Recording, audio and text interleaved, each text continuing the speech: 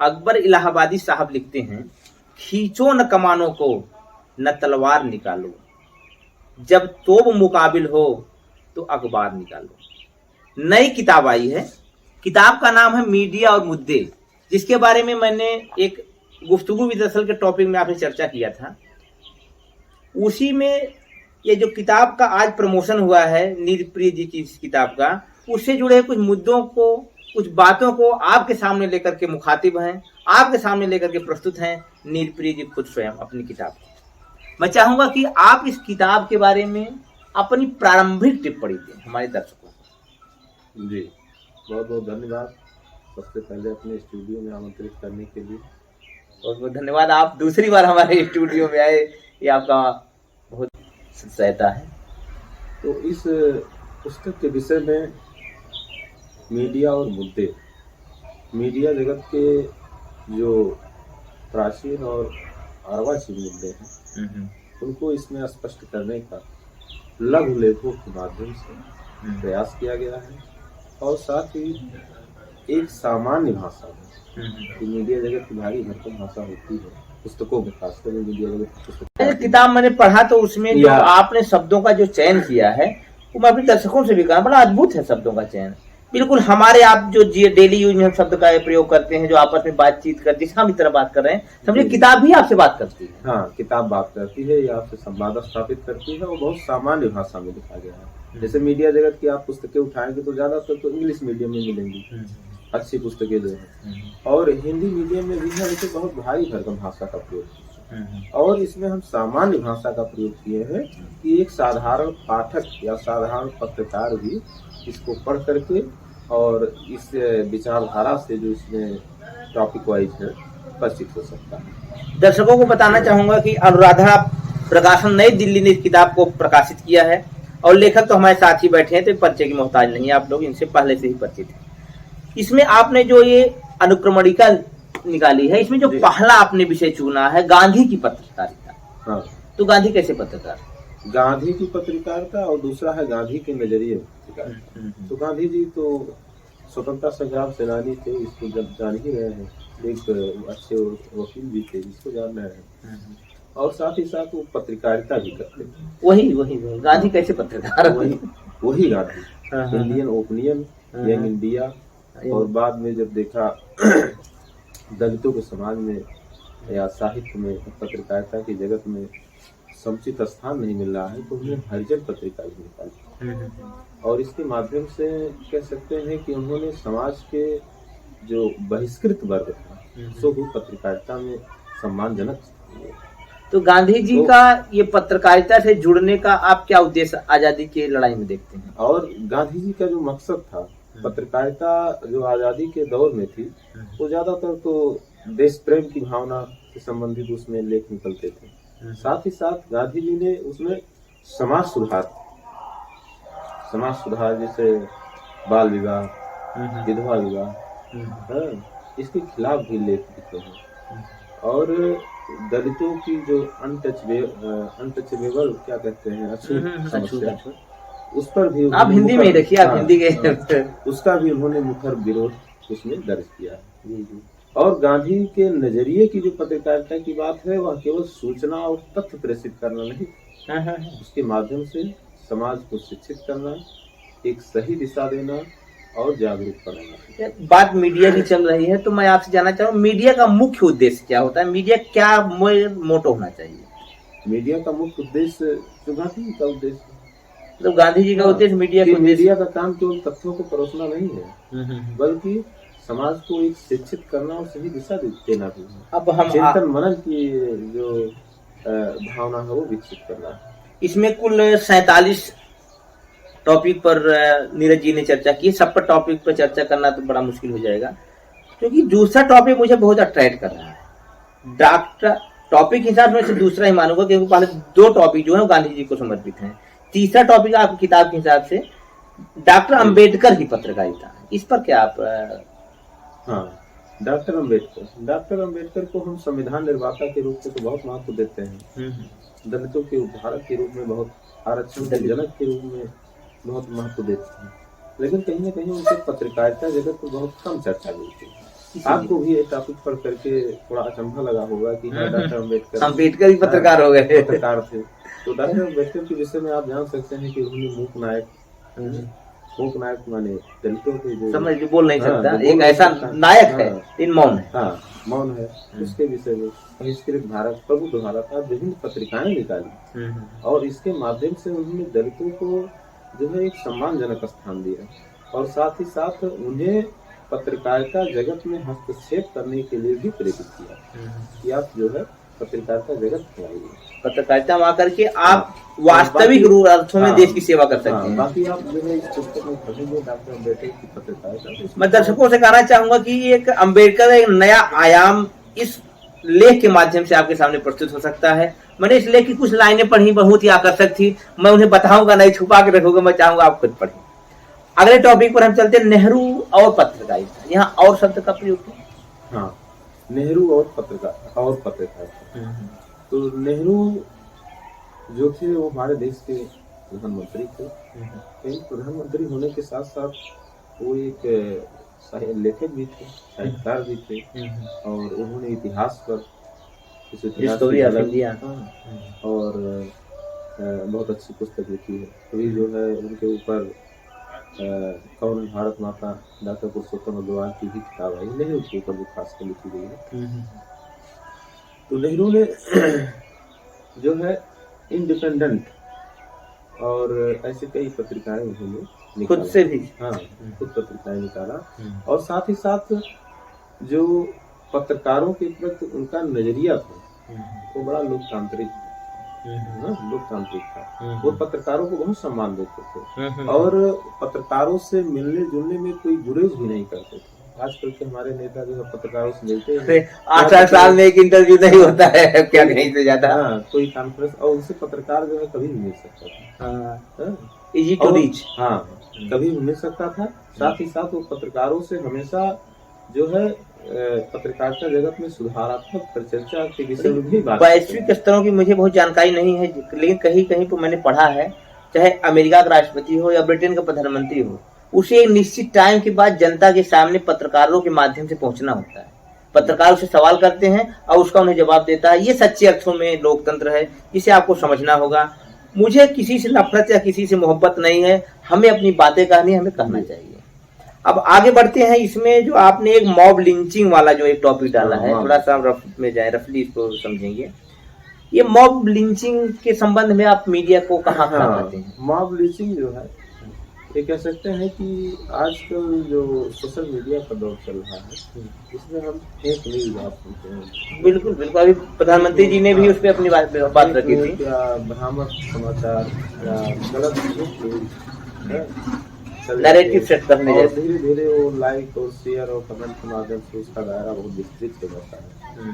तो social media के माध्यम से ऐसे झूठ सूचना सुन करके हम क्या करते हैं कि किसी समुदाय विशेष जिसके प्रति जो है उसमें नफरत भरी होती है उस सूचना में, उसको अपना दुश्मन समझ लेते हैं, जबकि ये वास्तव में होता नहीं। और फिर उसको जो है दुश्मन की तरीके से व्यवहार करते हैं, उसको मारते पीटते हैं। यही मॉब लिंचिंग है। जैसे अभी आप अखलाक के विषय में, गोमांस के विषय में सुना होगा, पाल घर में जो साधु वाला भी केस हो गया था, गोमांस उसकी खरीद में खाया गया। गोमांस गाय का खाया, क्या खाया, किसको पता। 12वीं टेस्ट में वो तो सर्टिफाइड हुआ था, लेकिन सोशल मीडिया के माध्यम से वायरल हुआ, उसके ऊपर हमले भी हुए। और अगला टॉपिक मैं इसमें देखता हूँ विज्ञापन और स्त्री, क्योंकि महिला गरिमा की हम बात करते हैं। हम कहते हैं जहाँ पर देवी की पूजा होती है, यश नारी से पूर्ते तत्से रमन्ते देवता। तो जब इस कॉन्सेप्ट की बात कर सकते हैं, संस्कृति संस्कार की हम बात करते हैं, तो विज्ञापन और स्त्री में आपने कौन सी बातें उकेरने का प्रयास किया? विज्ञापन का अर्थ विशेष रूप से ज्ञापित। विज्ञापन का मुख्य उद्देश्य क्या है कि कोई सूचना, जैसे समाचार है वो भी सूचना देता है और विज्ञापन भी सूचना देता है। जैसे सरकारी नौकरियों के विज्ञापन निकलते हैं तो उसके माध्यम से हमें सूचना मिलती है, और तो ये तो सार्थकता रही। लेकिन वर्तमान समय में देखा जा रहा है कि विज्ञापन में महिलाओं का, महिलाओं के कह सकते हैं जो आता है डीओ लगा करके फिर उसके बाद 4 महिलाएं खेल लेती हैं। महिलाओं के बॉडी का, शरीर का ज्यादा यूज होता है। हाँ, ऐसे ऐसे विज्ञापन आ रहे हैं कि जहाँ पर महिलाओं का कोई यूज नहीं है। जैसे पुरुष के कह सकते हैं अंडरवियर का प्रचार महिला करती है, क्या मतलब है ऐसे विज्ञापन? ऐसे विज्ञापन का मतलब है कि हम समाज में अश्लीलता विज्ञापन के माध्यम से परोस परोस रहे रहे हैं। ऐसे ऐसे ड्यू आते हैं कि जिससे महिला मान ले कि वो पार्टी में आओगे तो जा नहीं पाओगे। पुरुष अट्रैक्टिव होते हैं। हाँ। तो आजकल के विज्ञापन देखा जा रहा है कि महिलाओं के माध्यम से अश्लीलता परोसी जा रही है। कहने का मतलब उसमें महिला की कला का बखान न करते हुए महिला के शरीर के प्रयोग को कलात्मक रूप से प्रस्तुत करके विज्ञापन अपना हित साधता है। हाँ, अश्लील रूप से, कलात्मक अश्लील। रूप से, हाँ, अश्लील रूप से। यहाँ कलात्मकता शब्द ही अश्लीलता से हमारा हाँ, अर्थ वही था। बल्कि उसमें महिलाओं से संबंधित कंटेंट भी कम मिलते हैं पत्रिका। आदिवासी जिसकी चर्चा बहुत कम होती है, हमारे देश में लगभग 10% के आसपास जो जनसंख्या निवास करती है आदिवासियों की, उन मुद्दों को आपने इस किताब में उठाने का प्रयास किया है। मैं चाहूंगा क्या आप संदेश? बहुत अच्छा प्रश्न आपने किया मीडिया जगत और आदिवासी के विषय में। तो देखा जाता है कि सामान्य तौर पर आदिवासियों को जो मीडिया में प्रतिनिधित्व मिलना चाहिए, जैसा कि हमने पुस्तक में जिक्र किया है कि आदिवासी से संबंधित 0.5% मेन स्ट्रीम मीडिया में खबरें रहती हैं और उसमें से ज़्यादातर देखा जाता है सकारात्मक खबरें रहती हैं। आदिवासियों का जो क्षेत्र है वह खनिज संसाधनों से भरपूर है।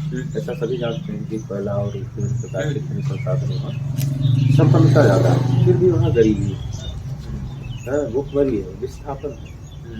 तो इसके लिए जिम्मेदार इसको मीडिया नहीं दिखाता। और मीडिया दिखाता है कि आदिवासी नक्सली कैसे होते हैं, मतलब नक्सलवाद की तरफ भाग रहे हैं और नक्सलवाद के माध्यम से हिंसा कर रहे हैं, उसको दिखाता है। लेकिन नक्सल बनने के पीछे कारण क्या है, वजहें क्या है? हाँ, वजहें क्या है? कि व्यक्ति बंदूक उठाता है, हाँ। किताब उठाने वाले जिन्हें हाथ होने चाहिए वो बंदूक तक क्यों पहुंचता है? हाँ, जैसे धूमिल ने कहा है, एक उनकी पंक्ति है कि भूख से रियाती हुई हथेली का नाम गया है और भूख से तनी हुई मुट्ठी का नाम नक्सलवाद। तो उस नक्सलवाद की जो जड़ है या जो आदिवासियों की समस्याएं हैं, गरीबी, भूखमरी का, तो हम चाहते हैं कि मीडिया जगत उसके विषय में भी अपना हस्तक्षेप करे। और इस पुस्तक में आप जो है आदिवासियों, मीडिया जगत का आदिवासी के प्रति क्या रवैया है, इसको आप इस तरीके से आप समझाने का प्रयास करें, समझ सकते हैं। महिला पत्रकारिता, महिला पत्रकारिता के समय में या उनके क्षेत्र में क्या इश्यूज आपने उभारने का प्रयास किया? हाँ, महिला पत्रकारिता, तो पत्रकारिता को कह सकते हैं कि श्रेणी पुरुष और महिला में विभाजित करना तो ठीक नहीं माना जाता। वही मेरे मन में चल रहा है, एक गुस्ताखी का काम किया है। लेकिन देखा जाता है कि ये सोची समझी गुस्ताखी है कि कह सकते हैं सोची समझी है। उसके माध्यम से अगर समाज में कुछ सार्थक संदेश जाए तो गुस्ताखी किया जा सकता है, गुस्ताखी माफ। हाँ, तो पत्रकारिता में देखा जाए कि पितृसत्तात्मकता भावना ज्यादा है और साथ ही साथ पत्रकारिता जगत में पुरुष कह सकते हैं कि ज्यादा हावी है। और कंटेंट अगर देखा जाए, जो पत्रकारिता के कंटेंट है उसमें भी जो है इनसे संबंधित खबरें ज्यादा है। तो हम इस पुस्तक में दिखाने का प्रयास किए हैं कि महिला पत्रकारिता का उद्भव क्या उत्सव हुआ और महिला पत्रकारिता किसे कहते हैं, साथ ही साथ महिला पत्रकारिता को कैसे आगे बढ़ाया जाए। आप इस पुस्तक के माध्यम से इसके विषय को सुने जा सकते हैं। और महिला पत्रकारिता का जहाँ वर्तमान दौर है, प्रिंट मीडिया और आजकल प्रिंट मीडिया में तो कम ही मिल रहा है, लेकिन इलेक्ट्रॉनिक मीडिया में उनका हिस्सा जो है दखल बढ़ रहा है और सोशल मीडिया में जा ही रहे हैं, सभी लोग पत्रकार हो जा रहे हैं, पुरुष हो महिला हो, बिना कोई भेदभाव के। अच्छा, अगली बात हम इसमें जोड़ना चाहेंगे कि भारतीय पत्रकारों की प्रताड़ना, जिसे हम अपने देश का चौथा स्तंभ कहते हैं संविधान से जुड़ा हुआ, उसे आप प्रताड़ना शब्द, और इसके लिए हमारे संविधान में आर्टिकल 19 समर्पित है उनको, उनकी अभिव्यक्ति की जो ताकत देने के लिए, उसे प्रताड़ना शब्द क्यों आपने, ये भी गुस्ताखी है या फिर जानबूझ के गुस्ताखी है? और सही सवाल है आपका। भारतीय संविधान के अनुच्छेद 19 में जो व्यक्ति की स्वतंत्रता है उसमें पत्रकारिता की स्वतंत्रता निहित है, परोक्ष रूप से निहित है। और पत्रकारिता को जो है चौथा स्तंभ माना जाता है। लेकिन चौथा स्तंभ तभी मजबूत होगा जबकि उस जगत में रहने वाले लोग स्वतंत्र दिमाग के उन पर कोई हस्तक्षेप न करे, उन्हें कोई प्रताड़ित न करे। जैसे कि आपने कहा कि पत्रकार की प्रताड़ना, तो एक व्यवहारिक अभी हम तो पत्रकारिता जगत में जो 2-4 साल का अनुभव हो रहा है, उसमें देखा कि एक हमारा मित्र पत्रकार है, उसने डॉक्टरों की नियुक्ति में कुछ ऐसे अनियमितता थी, तो उसको दिखा दिया। उसको फोन पर धमकियाँ मिली डॉक्टरों के द्वारा, डॉक्टरों का जो संगठन होता है उसके द्वारा, फिर अधिकारियों के द्वारा। उसके जो सूचना विभाग में रजिस्ट्रेशन थे उसको निरस्त कराने का प्रयास किया गया और साथ ही साथ वो फर्जी पत्रकार साबित कर दिया गया। हाँ, कि तो पत्रकार है नहीं, फिर ये खबर कैसे दिखा सकता है, इसके ऊपर कार्रवाई करे सूचना विभाग। तो एक तरह से कह सकते हैं कि जैसे कि किसी का शेर है कि सच को तमीज नहीं है बात करने की, झूठ को देखो कितना मीठा बोलता है। तो एक पत्रकार हमारा सच दिखा रहा है तो उसे हमें स्वीकार करना चाहिए, स्वीकार करने का साहस रखना चाहिए। और इसके लिए जो समाज में पत्रकारों के प्रति एक नकारात्मक भावना है, इसको दूर करके समाज को भी पत्रकार को सच दिखाने का सपोर्ट करना चाहिए। सच दिखा रहा है तो उसका हम समर्थन करें, इससे उसको बल मिलेगा। थोड़ा तेजी से आगे बढ़ते हैं। यूट्यूब की पत्रकारिता क्या है? हाँ, यूट्यूब सोशल मीडिया में एक प्लेटफॉर्म है यूट्यूब, जिससे हम जुड़े हुए हैं। तो उसके माध्यम से क्या है कि प्रिंट मीडिया में आप लिख सकते हैं, इलेक्ट्रॉनिक मीडिया जैसे कि लिख बोल सकते हैं। और जो उसमें जो प्रभाव आप उसमें जो वाचक है इलेक्ट्रॉनिक मीडिया में कह सकते हैं, वही आपको दे रहा है, आप कुछ कह नहीं सकते। One way conversation. हाँ, वन वे कन्वर्सेशन। लेकिन सोशल मीडिया एक सेफ है, उसे आ जा सकते हैं। जैसे पुल होता है, आप भी जा सकते हैं, उधर वाला भी आ सकता है, इधर वाला भी जा सकता है। तो रियल कम्युनिकेशन जो होता है सोशल मीडिया से रियल, जिसे मीडिया का लोकतंत्र कहते हैं। तो जब से यूट्यूब आया है 2005 से वो लॉन्च हुआ और देख रहे हैं कि इसकी लोकप्रियता दिनों दिन बढ़ती जा रही है। इसका कारण यह है कि इसमें लोकतंत्र है, लोकतंत्र है। लोग अपने भावनाओं, अपने विचारों को व्यक्त कर सकते हैं, एक दूसरे तक पहुंचा सकते हैं, एक दूसरे से प्रश्न भी कर सकते हैं, फिर क्या समस्याएं हैं समाज में उसको उठा सकते हैं। तो 21वीं शताब्दी का एक बहुत बेहतरीन आप टूल इसे मानते हैं। हाँ, जागरूकता पैदा, जागरूक करने के लिए, हर तरीके से जागरूक करने के लिए, ज्ञान के क्षेत्र में कह सकते हैं, पत्रकारिता की जगह पे विज्ञान के क्षेत्र में, हर तरीके से बहुत अच्छा प्लेटफॉर्म, एक अच्छा टूल है। अच्छा, आगे बढ़ते हैं। ये व्हाट्सएप यूनिवर्सिटी का तो आपने जिक्र नहीं किया है, उसको हम सोशल मीडिया के माध्यम से मान सकते हैं, सोशल मीडिया का साधन हो भी है। हाँ। जो आजकल व्हाट्सएप यूनिवर्सिटी के नए नए PhD होल्डर आ रहे हैं, उनके बारे में आपकी क्या राय है? हाँ, आजकल देखा जा रहा है कि किताबों के प्रति लोग अध्ययन कम कर रहे हैं और लिख ज्यादा रहे हैं, खासकर सोशल मीडिया पर। जी। हाँ, कि वहाँ देख रहे हैं कि हाई स्कूल फेल है और बहुत बड़ी बड़ी बातें लिख रहा है, लिख नहीं रहा है, वो कॉपी पेस्ट कर रहा है। ये बड़ी किसी चीज के, किसी विद्वान की कॉपी कर लिया और वही पेस्ट कर लिया, और वही एक मुद्दा। जब हम, कई मित्र हमारे हैं जो देखते हैं कि बहुत कम पढ़े लिखे हैं लेकिन अमीर हो गए हैं पैसे से, तो अब उनका इस पे रुझान है कि नहीं हम विद्वता में भी अमीर हो जाए। मेहनत किए। तो देखते हैं कि हम जब किसी टॉपिक की बात करते हैं तो वो सोशल मीडिया कह सकते हैं, व्हाट्सएप यूनिवर्सिटी जो आप कह रहे हैं कि गैर जरूरी बातें भी उसमें बोल देते हैं कि नहीं ये चीज हमको जानकारी है दिखाने के लिए। और जानकारी कहाँ से आती है?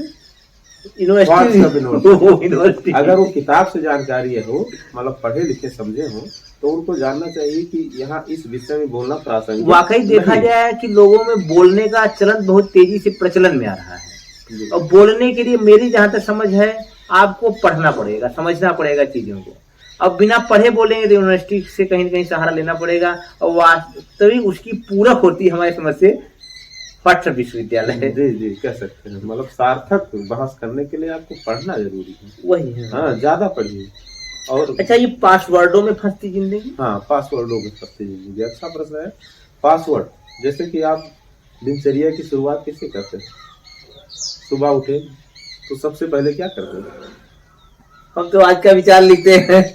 सबसे पहले आप मोबाइल खोलते हैं, मोबाइल खोलने के लिए पासवर्ड है। तो आप ये कह सकते हैं कि दिनचर्या की शुरुआत ही पासवर्डों से हो रही है। और फिर आप तमाम ऐप रखते हैं, बैंक का ऐप है और कहीं फार्म का ऐप है, बैंक का जीमेल का है, और ये WhatsApp चोरी का वाला एक ऐप होता है जिसमें वो अपना कई- पर्सनल डाटा है। तो इसमें देखा जा रहा है कि लोग पासवर्डों पे उलझते जाते हैं। इसका पासवर्ड क्या था, इसका पासवर्ड, खैर आप तो देख रहे हैं कि आप एक ही पासवर्ड मतलब पासवर्डों को संभालने के लिए भी एक पासवर्ड। पहले जो था कि पासवर्ड आपको जबरदस्ती दे दिया जाता था, लेकिन आजकल देखा जाए कि आप अपने अनुसार पासवर्ड बना सकते हैं। जैसे एटीएम में अब ये सुविधा मिल गई है कि आप अपने अनुसार पासवर्ड बना ले रहे हैं, तो एक तरह से सरलता आ गई है, लेकिन उलझाऊपन तो इसमें रहता ही है एक तरीके से। मतलब दिनचर्या की शुरुआत से लेकर के आप जब तक सोते हैं पासवर्ड में अगर कभी चिंतन करें तो आप उलझे ही रहते हैं। किताब में बड़ी व्यापकता है, सब विषयों पर चर्चा करना संभव नहीं है। मैं समझ नहीं पा रहा हूँ किस विषय पर आपसे प्रश्न करूँ। सही, जब मैं इस टॉपिक को देख रहा हूँ आपकी अनुक्रमणिका को, तो मैं समझ में नहीं आ रहा किस पर हम लोग चर्चा करें। इस चर्चा को यदि आप समझना चाहते हैं तो इस किताब को एक बार जरूर अवेल करें, जरूर एक बार पढ़ें इस किताब को। और इसके टॉपिक बड़े ही सारगर्भिक, बहुत ही सामान्य शब्दों में लिखे गए हैं, जिसका मैंने शुरू में ही जिक्र किया। और चलते चलते एक विषय पर मैं इनसे चर्चा करूंगा, मोबाइल का भारतीय समाज पर प्रभाव। हाँ, मोबाइल आज हमारी दिनचर्या में शामिल हो गया है, इसको हम सभी जान रहे हैं। और परिवार में पहले जो है एक टेलीफोन होता था, एक कस्बे में होता था, उसके माध्यम से उस कस्बे के पूरे लोग संचार अपना करते थे, एक दूसरे से बातचीत करते थे। लेकिन आज हर परिवार के साथ साथ हर व्यक्ति के हाथ में मोबाइल है, और व्यक्ति के हाथ में होते हुए हर व्यक्ति के हाथ में दो तीन मोबाइल ये आम बात देखने को मिल रही है। तो मोबाइल के माध्यम से जैसे कि संसाधन जो होते हैं वो एक तरीके से कह सकते हैं कि निर्जीव है। अब उसको हम किस सकारात्मक रूप में यूज कर रहे हैं या नकारात्मक रूप में। तो मोबाइल के माध्यम से देखा जाए तो हमारी जो जीवन पद्धति है या जीवन में जो जानकारियां हैं उसे हासिल करना आसान हुआ है। साथ ही साथ हम बैंकिंग की दुनिया में या एजुकेशन की दुनिया में देख सकते हैं कि हर चीज़ें बहुत आसान हो गई हैं, मिलना, जानना, सुनना, समझना। लेकिन इसके नकारात्मक प्रभाव भी खास करके बच्चों पे देखने को मिल रहे हैं कि आज बच्चे जो है, एक तरफ देखा जाए हम लोगों के समय में आउटडोर गेम पैदा होते थे। आउटडोर का मतलब घर के बच्चे सारे खेल खेलते हैं, क्रिकेट, हॉकी, फुटबॉल सब खेलते हैं। कहाँ खेलते हैं? मोबाइल। तो आजकल जो है ये जो दौर आया है ये इंडोर गेम, मतलब घर कमरे, इंडोर नहीं मोबाइल। हाँ वही इंडोर में तो आपका हाँ वो हो गया, चेस हो गया, बहुत सारे हो गए। तो उसमें खास कर मोबाइल कि बच्चे जो है सुबह से उठे और माएँ भी इसको देने में बड़ा आनंद महसूस करती हैं कि बच्चा उसमें फंसा रहेगा। तो आप इन मुद्दों को समझ सकते हैं और इस किताब को आप अमेजन पे जाकर के खरीद सकते हैं, परचेज कर सकते हैं। और हमारे नीरज जी जो इस सारगर्भिक विषयों को आपके जीवन में जागरूक करने के उद्देश्य से, जोड़ने के उद्देश्य से इन्होंने जो लिखा है वह बहुत ही बेहतर तरीके से शब्दों का इन्होंने चयन किया। कहीं आपको तकलीफ नहीं होगी, एक भी शब्द समझने में आपको समस्या नहीं होगी। अगर होती भी है तो मेरा वीडियो आपके पास है, आप कमेंट करके मुझसे पूछ सकते हैं, मैं इन तक पहुंचाऊंगा और इनसे उसकी व्याख्या लेकर आप तक प्रेषित करूंगा, ये मेरी जिम्मेदारी है। आप एक नई किताब लेकर के आए, इसके लिए आपको बहुत बहुत धन्यवाद। एक नई सीरीज मुझे शुरू करने का मौका मिला, नई किताब आई है। मैं चाहूंगा आप और भी किताबें लिखें और भी मुझसे मुलाकात करते रहे, हम लोग मिलते रहे, आप लिखते रहें। जल्द ही फिर मिलता हूं आप लोगों से किसी और वीडियो में। तब तक अपने का ख्याल रखें, अपना ध्यान रखें और इस चैनल को लाइक करें, सब्सक्राइब करें और कमेंट करना तो बिल्कुल ना भूलें। नमस्कार, धन्यवाद।